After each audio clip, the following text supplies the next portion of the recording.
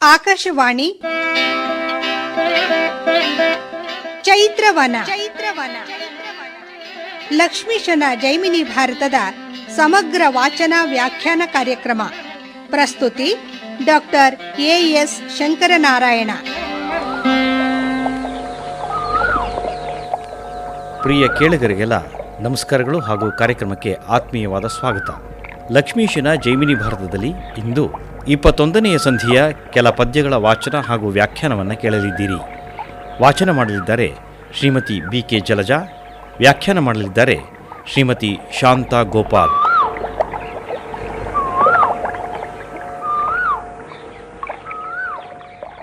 ವಾಲ್ಮೀಕಿ ಮುನಿಗಳಿಗೆ ಮನಸ್ಸಿನಲ್ಲಿ ಅಚ್ಚರಿಗೊಳ್ತಾರೆ, ಆದರೆ ನೊಂದುಕೊಳ್ತಾರೆ. ಸೀತಾಮಾತೆಯನ್ನು ಈ ಮಕ್ಕಳನ್ನು ತಂದೆಯ ವಶಕ್ಕೆ ಒಪ್ಪಿಸೋದಕ್ಕಾಗಿ ಒಂದು ಒಳ್ಳೆಯ ಸಂಧಿಯನ್ನು ಎದುರು ನೋಡ್ತಾ ಇದ್ರು. ಆದರೆ ಅದು ಈ ರೀತಿಯಾಗಿ ವಿಪರೀತವಾಗಿ ಪರಿಣಮಿಸ್ತು. ಆಗ ಬೇಗದಿಂದ ಆ ರಣರಂಗಕ್ಕೆ ಹೋಗಿದ್ದಾರೆ. ಉಗ್ರವಾದ, ಘೋರವಾದ, ಜುಗುಪ್ಸಾವಹವಾದಂತಹ ರಣರಂಗದ ಮಧ್ಯದಲ್ಲಿ ರಾಮ ಮೂರ್ಛೆ ಹೋಗಿ ಮಲಗಿರುವುದನ್ನು ವಾಲ್ಮೀಕಿ ಮುನಿಗಳು ಕಾಣ್ತಾ ಇದ್ದಾರೆ. ಆಗ ಅವರಿಗೆ ನೆನಪು ಬರ್ತಾ ಇದೆ ನೋಡಿ. ಅಂದು ಪುರುಹೂತ ವೈರಿಯ ಸರ್ಪಶರದಿಂದೆ ಪೊಂದಿದ ಸಮಸ್ತ ಬಲ ಸಹಿತ ಬಿದ್ದೆಚ್ಚರಳಿದಂದದಿಂ ನಸುಮುಸುಲ್ದಾನನದ ನಿಶಯತಾವರೆ ಒಲಾಗಿಹ ಕಣ್ಗಳ ಕಂದಿದವಯವದ ಕಾಂತಿಗಳ ಕರಪಂಕರುಹದಿಂದೆ ಕೆಲಕೋಸರಿಸೆ ಬಿದ್ದ ಬಿಲ್ಲಂಬುಗಳ ನೊಂದಗಾಯದ ನೆತ್ತರ ಒರತೆಗಳ ರಾಮನಂ ಕಂಡು ಮುನಿ ಬೆರಗಾದನು.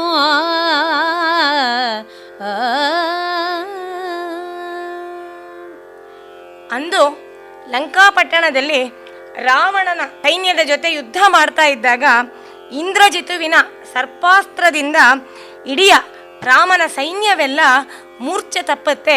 ರಾಮನೊಂದಿಗೆ ಎಲ್ಲರೂ ಮೂರ್ಛೆ ತಪ್ಪಿ ಬಿದ್ದಿದ್ದ ರೀತಿಯಲ್ಲಿ ರಾಮ ಇಲ್ಲಿ ಕೂಡ ಹಾಗೆ ಮೂರ್ಛೆ ಹೋಗಿ ಬಿದ್ದಿದ್ದಾನೆ. ಅವನ ಮುಖದ ಕಾಂತಿ ಮಸುಳಿ ಹೋಗಿದೆ. ಅವನ ಕಣ್ಗಳು ನಿಶಯ ತಾವರೆಯವಲಾಗಿಹ ಕಣ್ಗಳ. ಅವನು ಕಮಲಪತ್ರ ನೇತ್ರ. ಆದರೆ ಇವಾಗ ಹೇಗಿದೆ ಅಂತ ಹೇಳಿದ್ರೆ ರಾತ್ರಿಯ ಹೊತ್ತಿನ ತಾವರೆಯ ಹಾಗಿದೆ ಅವನ ಕಣ್ಗಳು ಅಂತ. ರಾತ್ರಿಯ ಹೊತ್ತು ತಾವರೆ ಬಾಡಿ ಮುದುಡು ಹೋಗುತ್ತೆ ಎನ್ನುವುದು ನಮ್ಮ ಕವಿ ಸಮಯ. ಆ ರೀತಿಯಾಗಿ ರಾಮನ ಕಣ್ಗಳಿನ ಕಾಂತಿ ಬಾಡಿ ಹೋಗಿದೆ. ಅವನ ಅವಯವ ಯಾವಾಗಲೂ ನೀಲಮೇಘ ಶ್ಯಾಮನಾದಂತಹ ರಾಮನ ಅಂಗಾಂಗಗಳು, ಅವಯವಗಳು ಆರೋಗ್ಯವಾಗಿ ಹೊಳಿತಾ ಇರುತ್ತವೆ. ಆದರೆ ಈ ಯುದ್ಧದ ಒಂದು ಆಘಾತದಿಂದಾಗಿ ಅವನ ಅವಯವಗಳ ಕಾಂತಿಯೆಲ್ಲ ಕಂದಿ ಹೋಗಿದೆ. ಅವನ ಕೈ ಅನ್ನುವ ಕಮಲದಿಂದ ಅತ್ತ ಕಡೆ ಇತ್ತ ಕಡೆ ಬಿದ್ದು ಹೋಗಿದೆ ಅವನ ರಾಮಕೋದಂಡ. ಅವನ ಗಾಯದಿಂದ ನೆತ್ತರಿನ ಒರತೆಗಳು ಹೊರಟಿವೆ. ರಕ್ತದ ಪ್ರವಾಹ ಈಚೆಗೆ ಹರಿದು ಹೆಪ್ಪುಗಟ್ಟಿದೆ. ಈ ರೀತಿಯಾಗಿ ದಯನೀಯವಾದಂತಹ ಸ್ಥಿತಿಯಲ್ಲಿ ತನ್ನ ರಥದಲ್ಲಿ ಸಾರಥಿಯೊಂದಿಗೆ ಮೂರ್ಛೆ ಹೋಗಿ ಮಲಗಿದ್ದಂಥ ರಾಮನನ್ನ, ಅಂತಹ ಯುದ್ಧ ವೀರನನ್ನ, ರಾವಣನನ್ನ ಕೊಂದಂಥವನನ್ನ, ಖರದೂಷಣರನ್ನು ಸಂಹಾರ ಮಾಡಿದಂಥವನನ್ನ, 14,000 ರಾಕ್ಷಸರನ್ನ ಏಕಾಂಗಿಯಾಗಿ ಎದುರಿಸಿದ ವೀರನಾದ ರಾಮ ಹೀಗೆ ಬಾಲಕರಿಬ್ಬರ ಶರಘಾತಕ್ಕೆ ಮೂರ್ಛೆ ಹೋಗಿ ಮಲಗಿರುವುದನ್ನು ಬೆರಗಾಗಿ ನೋಡ್ತಾ ಇದ್ದಾರೆ ವಾಲ್ಮೀಕಿ ಮುನಿಗಳು.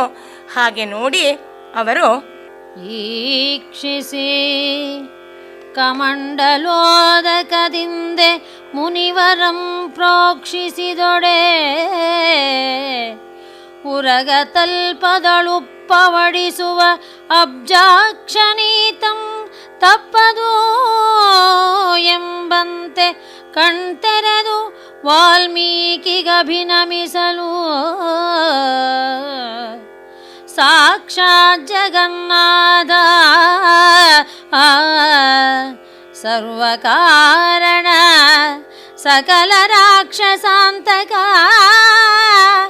ಭಕ್ತವತ್ಸಲ ಕೃಪಾಳು ನಿರಪೇಕ್ಷ ರಾ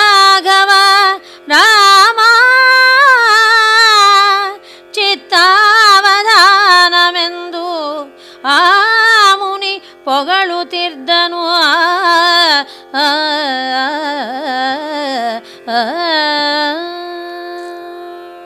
ಮುನಿಶ್ರೇಷ್ಠನಾದಂಥ ವಾಲ್ಮೀಕಿ ತನ್ನ ಕಮಂಡಲದ ನೀರಿನಿಂದ ರಾಮನ ಮುಖಕ್ಕೆ ಸಂಪ್ರೋಕ್ಷಣೆಯನ್ನು ಮಾಡ್ತಾರೆ.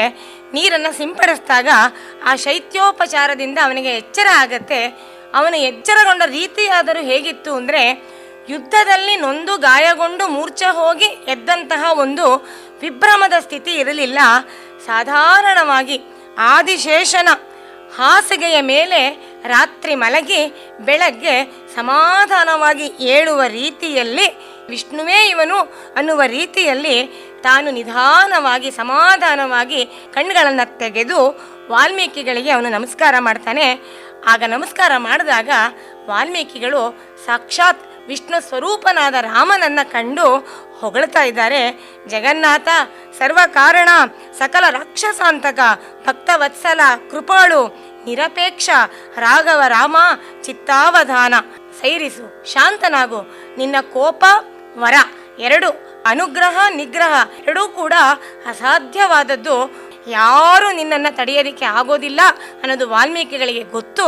ಹಾಗಾಗಿ ಅವರು ಅವನನ್ನು ಸ್ತೋತ್ರ ಮಾಡಿ ಅವನ ಮನಸ್ಸನ್ನು ಶಾಂತಗೊಳಿಸ್ತಾ ಇದ್ದಾರೆ. ಆಗ ರಾಘವನ ಸಿರಿಮುಡಿಗೆ ಅಂಬರದಿಂದ ಪೂಮಳೆ ಕರಿತಾ ಇದ್ದಾರೆ. ಬಳಿಕ ರಾಘವನ ಸಿರಿಮುಡಿಗೆ ನಭದಿಂದ ಪೂಮಳೆ ಕರೆದುದು. ಉತ್ಸವದೊಳಮರದುಂದುಬಿಗಳು ಉರೆ ಮೊಳಗಿದವು. ಋಷಿ ಮಂತ್ರಪೂತ ಜಲದಿಂದ ಭರತಾದಿಗಳು ಜೀವಿಸಿದರು.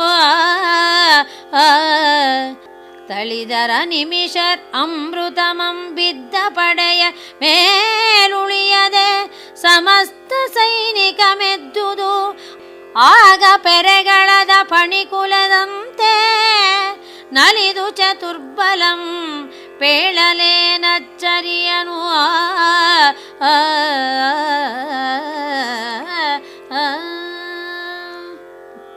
ರಾಮನ ಸಿರಿಮುಡಿಗೆ ಆಕಾಶದಿಂದ ಅಮರರುಗಳೆಲ್ಲ, ದೇವಾನುದೇವತೆಗಳೆಲ್ಲ ಹೂಮಳೆಯನ್ನು ಕರೀತಾ ಇದ್ದಾರೆ. ದೇವದುಂದುಬಿ ಮೊಳಗುತ್ತಾ ಇದೆ. ಸಕಲವು ಶುಭದ ಸಂಕೇತವಾಗಿ ತೋರ್ಕೊಳ್ತಾ ಇದೆ. ಋಷಿ ಮಂತ್ರಪೂತವಾದಂತಹ ಉದಕವನ್ನು ಭರತ, ಲಕ್ಷ್ಮಣ, ಶತ್ರುಘ್ನಾದಿಗಳ ಮೇಲೆ ಸಂಪ್ರೋಕ್ಷಣೆ ಮಾಡಿದ್ರಿಂದ ಅವರೆಲ್ಲರೂ ಕೂಡ ನಿದ್ದೆ ತೆಳೆದು ಎದ್ದ ರೀತಿಯಲ್ಲಿ ಮತ್ತೆ ಸಪ್ರಾಣಗೈತಾ ಇದ್ದಾರೆ. ಹೀಗೆ ಮೇಲಿಂದ ಅಮರರೆಲ್ಲ ಕೂಡ ಅಮೃತವನ್ನು ಎಲ್ಲರ ಮೇಲೆ ಸಿಂಪಡಿಸಿದಾಗ ಸಕಲ ಸೈನ್ಯವೆಲ್ಲ ಕೂಡ ಎದ್ದು ನಿಲ್ಲತ್ತೆ. ಆಗ ಹೇಗಿತ್ತಂತೆ ಅದು ಅಂತ ಹೇಳಿದ್ರೆ, ಎಲ್ಲವೂ ಮಲ್ಕೊಂಡ್ಬಿಟ್ಟಿದ್ವು, ಎಲ್ಲವೂ ಅಚೇತನರಾಗ್ಬಿಟ್ಟಿದ್ರು. ಪೊರೆಯನ್ನು ಕಳಚಿಕೊಂಡಂತಹ ಹಾವಿನ ಕುಲ ಒಂದೇ ರೀತಿಯಾಗಿ ಹೇಗೆ ಚಟುವಟಿಕೆಯನ್ನು ತಳೆಯುತ್ತೋ ಅದೇ ರೀತಿಯಾಗಿ ಇಡೀ ಸೈನ್ಯಕ್ಕೆ ಸೈನ್ಯವೇ ಮತ್ತೆ ಚಟುವಟಿಕೆಯನ್ನು ತಳೆಯಿತು. ಈ ಅಚ್ಚರಿಯನ್ನು ಏನಂತ ಹೇಳಲಿ ಅಂತ ಹೇಳಿ ಕವಿ ಆಶ್ಚರ್ಯವನ್ನು ಸೂಚಿಸ್ತಾ ಇದ್ದಾನೆ. ಅಂತಹ ಸಮಯದಲ್ಲಿ ರಾಮ, ಲೋಕಾಭಿರಾಮ, ಭುವನಾಭಿರಾಮ ವಾಲ್ಮೀಕಿಯ ಆಶ್ರಮಕ್ಕೆ ತಾನಾಗಿ ಬಂದಿದ್ದಾನೆ. ಅವನಿಗೆ ಉಪಚಾರ ಮಾಡಬೇಕಿದೆ. ವಾಲ್ಮೀಕಿಗಳು ಮಾಡ್ತಾ ಇದ್ದಾರೆ ನೋಡಿ. ಸುರಧೇನುವನ್ನೇ ಪ್ರಾರ್ಥಿಸ್ತಾ ಇದ್ದಾರೆ ರಾಮನ ಉಪಚಾರಕ್ಕಾಗಿ, ಅವನಿಗೆ ಅತಿಥಿ ಸತ್ಕಾರವನ್ನು ಮಾಡುವುದಕ್ಕಾಗಿ. ಬರಿಸಿದಂ ನೆನೆದು ಸುರಧೇನುವಂ ವಾಲ್ಮೀಕಿ ಪರಮ ಸಂಪ್ರೀತಿಯಂ ಬೇಡಿದ ಪದಾರ್ಥಮಂ ತರಿಸಿದಂ ದುಗ್ಧಾಭಿಷೇಕಮಂ ಮಾಡಿಸಿದನು. ಆ ರಾಘವೇಶ್ವರಂಗೆ ಭರತಾದಿಗಳ್ ಬೆರೆಸಿ ಕುಳ್ಳಿರ್ದ ಬಳಿಕ ಪತಿಕರಿಸಿ ಕಾಕುತ್ಸ್ಥನಂ ಕೊಂಡಾಡಿ ನೇಮದಿಂ ಕರಸಿ ಕುಶಲವರಂ ಪದಾಬ್ಜದೊಳ್ ಕೆಡಗಿ ಮುನಿವರನೊಯ್ಯ ನಿಂತೆಂದನು. ತಾನು ಧ್ಯಾನದಿಂದ ಕಾಮಧೇನುವನ್ನು ಬರಮಾಡ್ಕೊಳ್ತಾನೆ. ಕಾಮಧೇನುವನ್ನು ಪ್ರಾರ್ಥನೆ ಮಾಡಿ ಬೇಡಿದಂತಹ ತನಗೆ ಬೇಕಾದಂತಹ ಎಲ್ಲ ಪದಾರ್ಥಗಳನ್ನು ತರಿಸ್ಕೊಳ್ತಾನೆ. ಹಾಗೆ ತರಿಸಿಕೊಂಡ ಬಳಿಕ ರಾಘವೇಶ್ವರನನ್ನು ಕುಳ್ಳಿರಿಸಿ ಹಾಲಿನಿಂದ ಅವನಿಗೆ ಅಭಿಷೇಕ ಮಾಡಿಸ್ತಾ ಇದ್ದಾನೆ. ತಂಪಾಗಲಿ ಅವನ ಕೋಪ ತಾಪ ಎಲ್ಲವೂ ಎನ್ನುವ ರೀತಿಯಲ್ಲಿ. ಆ ಬಳಿಕ ಭರತಾದಿ ಎಲ್ಲ ರಾಮನ ತಮ್ಮಂದಿರನ್ನು ಕುಳ್ಳಿರಿಸಿ ಎಲ್ಲರಿಗೂ ಆದರ ಸತ್ಕಾರಗಳನ್ನು ಮಾಡಿ ಮಧುಪರ್ಕಾದಿಗಳನ್ನು ಕೊಟ್ಟು ಉಪಚಾರವನ್ನು ಮಾಡಿ ಚೆನ್ನಾಗಿ ಹೊಗಳಿ ಬಳಿಕ ಕುಶಲವರನ್ನು ನೇಮದಿಂದ ಕರೆಸ್ತಾ ಇದ್ದಾನೆ. ಕರೆಸಿ ಆ ರಾಘವೇಶ್ವರನ ಚರಣ ಕಮಲದಲ್ಲಿ ಅವರಿಬ್ಬರನ್ನೂ ನಮಸ್ಕಾರ ಮಾಡುವುದಕ್ಕೆ ಹೇಳಿ ಮುನಿ ಈ ರೀತಿಯಾಗಿ ಮೆಲ್ಲನೆ ರಾಮನ ಬಳಿ ಹೇಳ್ತಾ ಇದ್ದಾನೆ. ರಾಜೇಂದ್ರ ಕೋಪಮಂ ಮಾಡದಿರ್ ನಿನ್ನಂ ಕೃಪಾ ಜಲಧಿಯಂದು ಮರೆವೊಕ್ಕರಂ ಕಾವೆನೆಂದು ಈ ಜಗಂ ಬಣ್ಣಿಪುದು ನಿನ್ನ ತನು ಸಂಭವರ್ ಜಾನಕಿಯ ಮಕ್ಕಳಿವರು ಓಜೆ ತಪ್ಪಿದರು ಆಶ್ರಮದೊಳಿದ್ದುದಿಲ್ಲ ಮಖಯಾಜನಕ್ಕೆ ವರುಣಂ ಕರೆಸಲಾಗಿ ಪೋದೆನು ಈ ವ್ಯಾಜಮಂ ತಾನರಿಯನು ಅಪರಾಧ ಮೆನಿತೊಳ್ಳಡಂ ಸೈರಿಸುವುದು ಎಂದನು.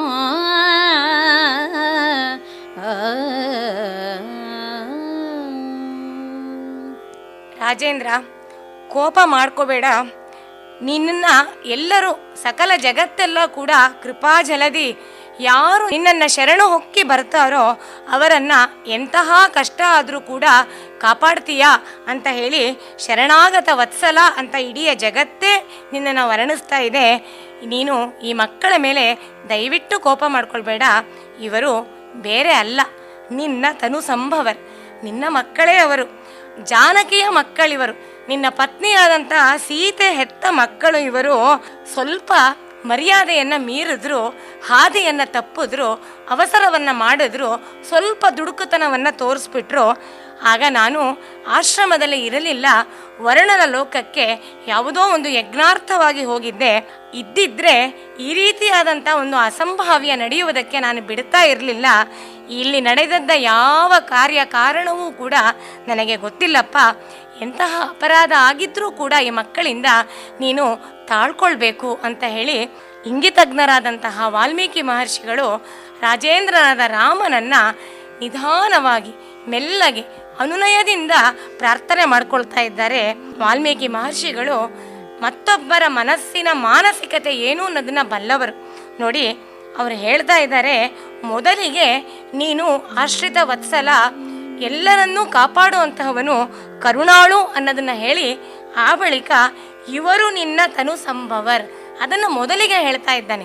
ಸೀತೆಯ ಮಕ್ಕಳು ಅಂತ ಮೊದಲಿಗೆ ಹೇಳಲಿಲ್ಲ, ಮೊದಲು ನಿನ್ನ ಮಕ್ಕಳು ಇವರು, ಸೀತೆ ಹೆತ್ತಿದ್ದು. ಈ ಒಂದು ಸೂಕ್ಷ್ಮವನ್ನು ಅನುಮಾನಕ್ಕಾಗ್ತಾನೆ ಅವನು ಇವಳನ್ನು ತ್ಯಜಿಸಿದ್ದು. ಅವಳ ಮೇಲಿನ ಒಂದು ಚಾರಿತ್ರ್ಯದ ದೋಷದಿಂದ ತಾನೇ ಇವಳನ್ನು ತ್ಯಜಿಸಿದ್ದು. ಅದೆಲ್ಲವೂ ವಾಲ್ಮೀಕಿಗಳಿಗೆ ಗೊತ್ತಿತ್ತು.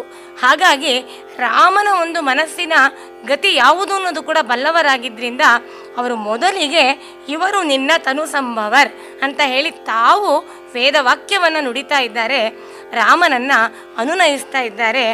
ಮತ್ತೆ ಕೂಡ ಲೋಕದ ಒಂದು ನೀತಿಯನ್ನು ತಾವು ಮಹರ್ಷಿಯಾಗಿ ಅವನಿಗೆ ಬೋಧಿಸ್ತಾ ಇದ್ದಾರೆ. ಜಾತಂ ವಿನೀತನಾಗಲಿ ಧೂರ್ತನಾಗಿರಲಿ ತಾತಂಗೆ ವಿರಹಿತವೇ ನೋಡದಿರ್ಬಾಲಕರ ಅತೀತಮಂ ಕ್ಷಮಿಸು ಎಂದು ವಾಲ್ಮೀಕಿ ನುಡಿಯೇ ರಾಘವನೂರ್ಮಿಳಾಪತಿಯನು ಸೀತೆ ಸುತರಂ ಪಡೆದಳು ಎಂತೆನೆ ತವಾಗ್ನೇಯಿಂ ಶ್ವೇತ ನದಿಯಂ ದಾಂಟಿ ಪೂರ್ಣ ಗರ್ಭಿಣಿಯಾದ ಭೂತನುಜಯಂ ಕಾನನದೊಳಿರಿಸಿ ಬಂದೆನು ಅಲ್ಲದೆ ಮುಂದರಿಯನೆಂದನು.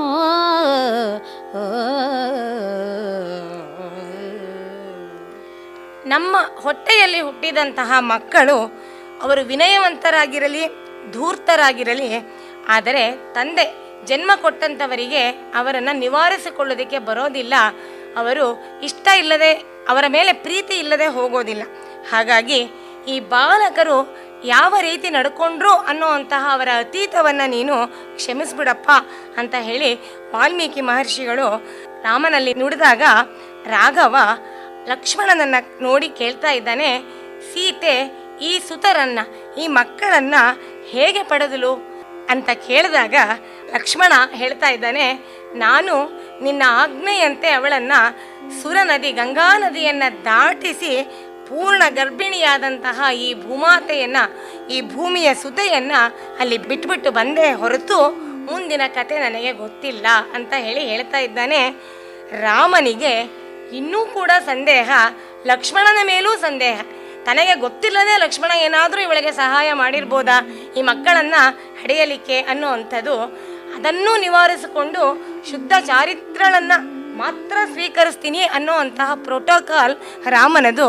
ಹಾಗಾಗಿ ಲಕ್ಷ್ಮಣನನ್ನು ಕೇಳ್ತಾ ಇದ್ದಾನೆ. ಆಗ ಲಕ್ಷ್ಮಣ ಇಂತೆಂದು ಲಕ್ಷ್ಮಣಂ ನುಡಿಯೇ ವಾಲ್ಮೀಕಿ ಸಮನಂತರದೊಳ್ ಏಕಾಕಿಯಾಗಿ ಜಾನಕಿ ವಿರಗ ಸಂತಾಪದಿಂದ ಅಡವಿಯೊಳ್ ತೊಳಲು ತಿರ್ತುದಂ ಕಂಡು ತನ್ನಾಶ್ರಮಕ್ಕೆ ಸಂತೈಸಿ ಕೂಡೆ ಕೊಂಡೊಯ್ದುದಂ ಬಳಿಕಲ್ಲಿ ಸಂತತಿಗಳಾದುದಂ ತಾನವರ್ಗೆ ಇಲ್ಲಿ ಪರ್ಯಂತರಂ ಮಾಡಿಸಿದ ಕೃತ್ಯಗಳೆಲ್ಲಮಂ ಪೇಳ್ದಂ ರಘುದ್ವಹಂಗೆ.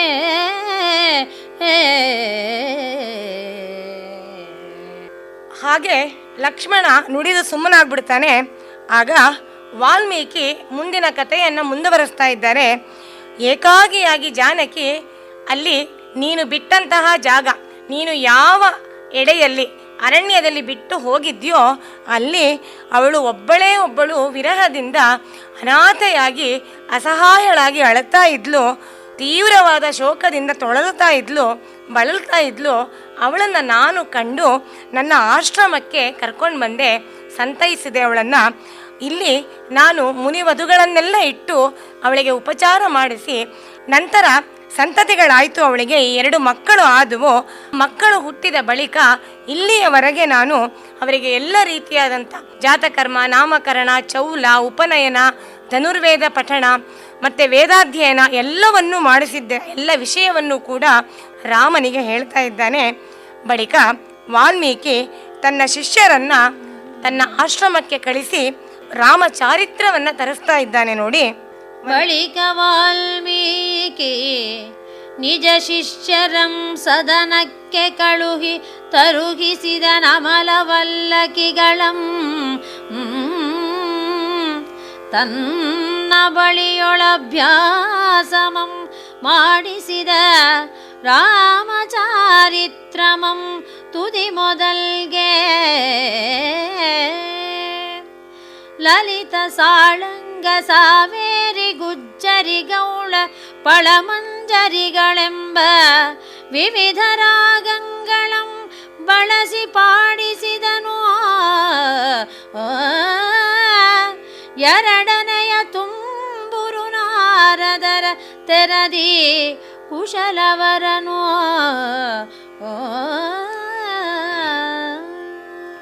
ವಾಲ್ಮೀಕಿ ಇಂತಹ ಒಂದು ಸುಸಂದರ್ಭಕ್ಕಾಗಿ, ಸುವರ್ಣ ಗಳಿಗೆಗಾಗಿ ಕಾಯ್ತಾ ಇದ್ದ. ತಕ್ಷಣವೇ ಅವನು ತನ್ನ ಶಿಷ್ಯರಾದಂತಹ ಕುಶಲವರನ್ನು ಪರ್ಣಶಾಲೆಗೆ ಕಳಿಸಿ 2 ವೀಣೆಗಳನ್ನು ತರಿಸ್ತಾನೆ. ತರಿಸಿದ ಬಳಿಕ ಆ ಮಕ್ಕಳಿಗೆ ತಾನು ಅಭ್ಯಾಸ ಮಾಡಿಸಿದಂತಹ ರಾಮಚಾರಿತ್ರವನ್ನು ಹಾಡಲಿಕ್ಕೆ ಹೇಳ್ತಾನೆ. ಆ ಮಕ್ಕಳಾದರೂ ಆದ್ಯಂತವಾಗಿ ರಾಮಚಾರಿತ್ರವನ್ನು ಕಂಠಪಾಠ ಮಾಡಿದ್ದಾರೆ. ಆ ಕಂಠಪಾಠ ಮಾಡಿದಂತಹ ಕಾವ್ಯವನ್ನು ನೋಡಿ ಅವರು ಲಲಿತ, ಸಾಳಂಗ, ಸಾವೇರಿ, ಗುಜ್ಜರಿ, ಗೌಳ, ಫಲಮಂಜರಿ ಅನ್ನುವಂತಹ ವಿವಿಧವಾದಂತಹ ರಾಗಗಳನ್ನು ಬಳಸಿ ಎರಡನೆಯ ತುಂಬೂರು ನಾರದರೋ ಅನ್ನುವ ರೀತಿಯಾಗಿ ವೀಣಾವಾದನದ ಜೊತೆಗೆ ರಾಮಚಾರಿತ್ರವನ್ನು ಅವರು ಕುಶಲವರು ಹಾಡಿದ್ದಾರೆ. ವೀಣೆಯನ್ನು ಕೈಗಿತ್ತು ಬಾಲಕರ ವದನದಲ್ಲಿ ಅವನು ಹಾಡಿಸ್ತಿದ್ದು ಹೇಗಿತ್ತು ಅಂತ ಹೇಳಿದ್ರೆ, ವೀಣೆಯಂ ಕೈಗಿತ್ತು ಬಾಲಕರ ವದನದೊಳ್ ವಾಣಿ ತಾಂ ನೆಲಸಿದಳೋ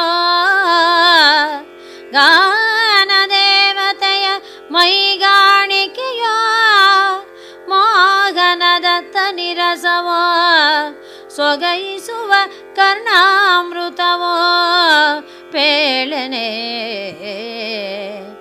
ಜಾಣುಣ್ಮೆ ಜೋಕೆಯಿಂ ಜತಿರೀತಿ ತಾಳ ಪ್ರಮಾಣ ಕಂಪಿತ ಮೂರ್ಛರಸ ಪಾಡು ಪೆಡಗು ಭಿನ್ನಾಣ ಲಯ ಮಾಹತ ಪ್ರತ್ಯಾಗತ ವ್ಯಾಪ್ತಿಯರಿದು ಕೇಳಿಸಿದರವರು.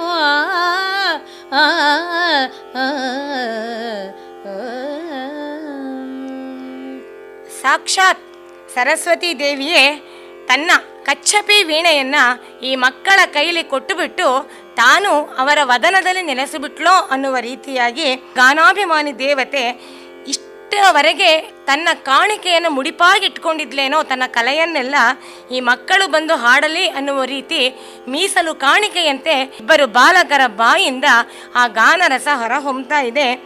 ಮೋಹನದ ತನಿರಸವೋ ಕರ್ಣಕ್ಕೆ ಅಮೃತದಂತೆ ಸೂಸ್ತಾ ಇದೆಯೋ ಅನ್ನುವ ಹಾಗೆ ಆ ಮಕ್ಕಳು ಜಾಣ್ಮೆಯಿಂದ, ಜೋಕೆಯಿಂದ, ಎಚ್ಚರಿಕೆಯಿಂದ ಜತಿ, ರೀತಿ, ತಾಳ. ಜತಿ ಅಂದರೆ ಜತಿಗಳು ಆ ಸ್ವರವನ್ನು ಜೋಡಿಯಾಗಿ ಹಾಡುವಂಥದ್ದು. ರೀತಿ ಅಂದರೆ ಒಂದೊಂದು ರೀತಿಯ ಪಾಣಿ ಅಂತ ಏನು ಹೇಳ್ತೀವಿ ಆ ರೀತಿಯ ರೀತಿಬದ್ಧವಾಗಿ ತಾಳ, ತಾಳಕ್ಕೆ ಅನುಗುಣವಾಗಿ ಪ್ರಮಾಣಬದ್ಧವಾದಂತಹ ಕಂಪಿತ ಮೂರ್ಛೆಗಳು, ಕಂಪಿತ ಗಮಕಗಳು, ದಶವಿಧ ಗಮಕಗಳು ಅಂತ ಹೇಳ್ತೀವಲ್ಲ, ಆ ರೀತಿಯಾಗಿ ಕಂಪಿತ, ಸ್ಫುರಿತ ಈ ರೀತಿಯಾದಂಥ ಗಮಕಗಳನ್ನು ಬಳಸಿ ಮೂರ್ಛನೆಯನ್ನು ಕೂಡ ಮಾಡಿ ಪಾಡು, ಪೆಡಗು, ಭಿನ್ನಾಣ, ಲಯ, ಆಹತ, ಪ್ರತ್ಯಾಹತ ಹೀಗೆ ಸಂಗೀತ ಶಾಸ್ತ್ರದ ಎಲ್ಲ ಚಾತುರ್ಯವನ್ನು ಬಳಸಿಕೊಂಡು ಜಾಣ್ಮೆಯನ್ನು, ಕಲೆಗಾರಿಕೆಯನ್ನು ಮೆರೆದು ಅವರಿಬ್ಬರು ಹಾಡ್ತಾ ಇರ್ತಾರಂತೆ. ಹಾಗೆ ಹಾಡ್ತಿದ್ದಂತಹ ಆ ಒಂದು ನಾದ ಹೇಗಿತ್ತು ಅಂತ ಹೇಳಿದ್ರೆ, ಸ್ಥಾಯಿ ಸಂಚಾರಿಗಳ ಸರಿಗಮ ಪದನಿಯ ಸರದಾಯತದ ಶುದ್ಧ ಸಂಕೀರ್ಣ ಸಾಳಗದ ಪೂರಾಯತ ಸುತಾನಂಗಳಂ ತಾರ ಮಧ್ಯ ಮಂದ್ರಗಳಿಂದೆ ಸೊಗಸುಗೊಳಿಸಿ ಗೇಯರಸ ಮೊಸರೆ ಪಾದಿದರವರ್ ವಿನುತ ರಾಮಾಯಣದ ಸುಶ್ಲೋಕಮಾಲಯಂ ಕೇಳ್ದು ರಘುರಾಯನುರೆ ಮೆಚ್ಚಿಕೊಂಡಾಡಿ ನಸುನಗೆಯಿಂದ ಸೌಮಿತ್ರಿಗೆಂತೆಂದನು.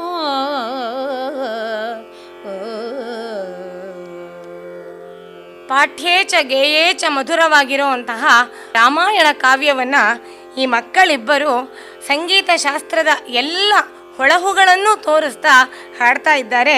ಸ್ಥಾಯಿ ಭಾವ, ಸಂಚಾರಿ ಭಾವಗಳು ಇದೆಲ್ಲ ಕೂಡ ತೋರಬೇಕು ಹಾಡುವಾಗ. ಆ ರೀತಿಯಾಗಿ ರಸ ಒಸರುವ ರೀತಿಯಾಗಿ ಹಾಡ್ತಾ ಇದ್ದಾರೆ. ಸಪ್ತಸ್ವರಗಳು ಕೂಡಿರುವಂತಹ ಪೂರ್ಣ ಶುದ್ಧವಾದಂತಹ ರಾಗ, ಸಂಕೀರ್ಣವಾದಂತಹ ರಾಗ, ಭಾಷಾಂಗ ರಾಗಗಳು, ಹೀಗೆ ಸುತಾನಗಳು, ಒಳ್ಳೆಯ ರೀತಿಯಾದಂತಹ ತಾನಗಳು, ತ್ರಿಸ್ಥಾಯಿ ತಾರ, ಮಧ್ಯ, ಮಂದ್ರ ಈ ಮೂರೂ ಸ್ಥಾಯಿಗಳಿಂದ ಸೊಗಸುಗೊಳಿಸ್ತಾ ಅವರು ಆ ಹಾಡಿನ ರಸ, ಗೇಯ ರಸ, ನಾದ ರಸ ಒಸರುತ್ತಾ ಇದೆಯೋ, ಜಿನುಗುತ್ತಾ ಇದೆಯೋ ಅನ್ನುವ ರೀತಿಯಾಗಿ ಅವರು ಆ ರಾಮಾಯಣದ ಶ್ಲೋಕ ಮಾಲಿಕೆಯನ್ನು ಹಾಡ್ತಾ ಇದ್ದಾರೆ. ಹಾಗೆ ಅವರು ಹಾಡ್ತಿರುವುದನ್ನು ಕೇಳಿ ರಘುರಾಮನಾದಂತಹ ರಾಮ ಮೆಚ್ಚಿಕೊಂಡಾಡಿ ಲಕ್ಷ್ಮಣನನ್ನು ನೋಡಿ ಹೇಳ್ತಾ ಇದ್ದಾನಂತೆ, ನೋಡಿ, ಭಾವಿಸಲೆ ಸೌಮಿತ್ರಿ ಬಾಲಕರ್ ಸುಲಲಿತ ವಚೋ ವಿಲಾಸಂಗಳಿಂ ಸ್ವರದಿಂದೆ ರೂಪಿಂದೆ ಲಾವಣ್ಯದಿಂದೆ ಗತಿಯಿಂದೆ ಚೇಷ್ಟೆಗಳಿಂದೆ ಸೀತೆಯಂ ನೆನೆಯಿಸುವರೋ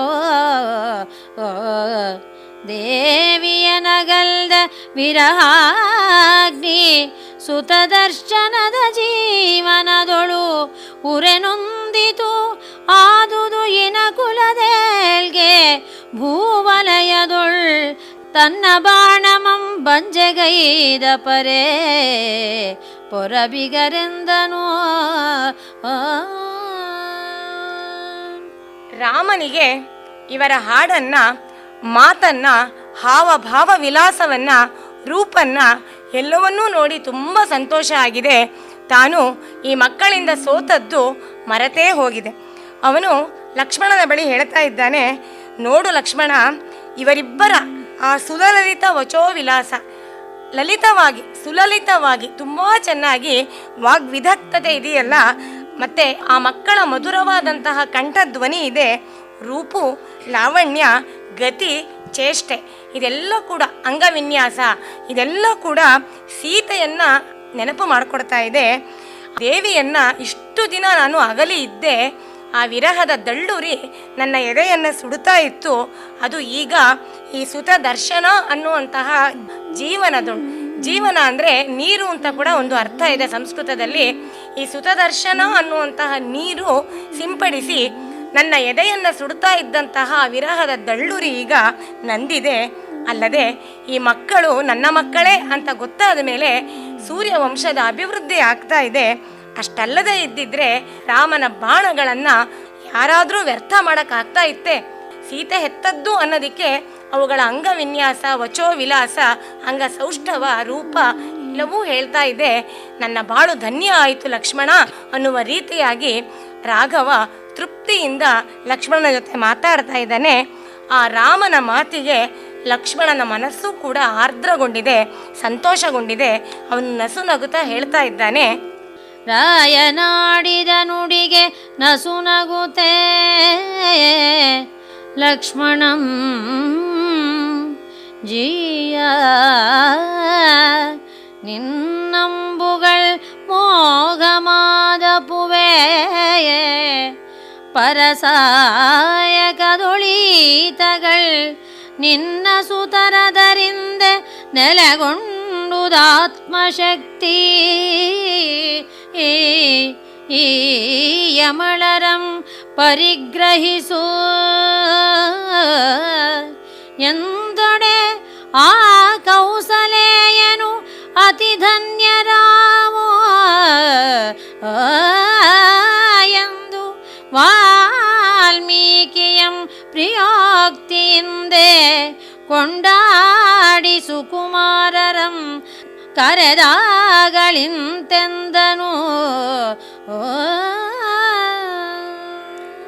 ಲಕ್ಷ್ಮಣ ರಾಮನ ಮಾತಿಗೆ ಸಮ್ಮತಿಯನ್ನು ಸೂಚಿಸ್ತಾ ಇದ್ದಾನೆ.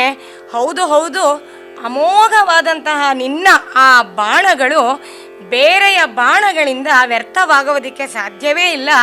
ಇವರು ನಿನ್ನ ಸುತರೇ ಹೌದು, ನಿನ್ನ ಮಕ್ಕಳೇ ಹೌದು. ಹಾಗಾಗಿ ನಿನ್ನ ಎಲ್ಲ ಪರಾಕ್ರಮವೇ ಅವರಲ್ಲಿ ಹೋಗಿ ಸೇರ್ಕೊಂಡ್ಬಿಟ್ಟಿದೆ. ಈ ಅವಳಿ ಜವಳಿ ಮಕ್ಕಳುಗಳನ್ನು ನೀನು ಸ್ವೀಕರಿಸಪ್ಪ ಅಂತ ಹೇಳಿ ಲಕ್ಷ್ಮಣ ಕೂಡ ರಾಮನಿಗೆ ಹೇಳ್ತಾ ಇದ್ದಾನೆ. ಆಗ ರಾಘವೇಶ್ವರನಾದಂತಹ ರಾಮ, ಧನ್ಯರಾದವು ನಾವು, ನಮ್ಮ ರಘುವಂಶ ಸೂರ್ಯವಂಶ ಚಿಗುರೇಳ್ತು ಅಂತ ಸಂತೋಷದಿಂದ ವಾಲ್ಮೀಕಿಯನ್ನ ಕೊಂಡಾಡ್ತಾ ಇದ್ದಾನೆ. ಪ್ರೀತಿಯಾದ ಮಾತುಗಳನ್ನು ಆಡಿ ಆ ಮಕ್ಕಳಿಬ್ಬರನ್ನು ಕರೆದು ತಾನು ಸ್ವತಃ ಮಾತಾಡಿಸ್ತಾ ಇದ್ದಾನೆ. ಇದುವರೆಗೆ ಲಕ್ಷ್ಮೀಶನ ಜೈಮಿನಿ ಭಾರತದಲ್ಲಿ 21ನೆಯ ಸಂಧಿಯ ಕೆಲ ಪದ್ಯಗಳ ವಾಚನ ಹಾಗೂ ವ್ಯಾಖ್ಯಾನವನ್ನು ಕೇಳಿದಿರಿ. ವಾಚನ ಮಾಡಿದವರು ಶ್ರೀಮತಿ BK ಜಲಜಾ, ವ್ಯಾಖ್ಯಾನ ಮಾಡಿದವರು ಶ್ರೀಮತಿ ಶಾಂತಾ ಗೋಪಾಲ್. ಚೈತ್ರವನ ಕೇಳಿದ್ರಿ. ಕಾರ್ಯಕ್ರಮದ ಪ್ರಸ್ತುತಿ ಡಾಕ್ಟರ್ AS ಶಂಕರನಾರಾಯಣ.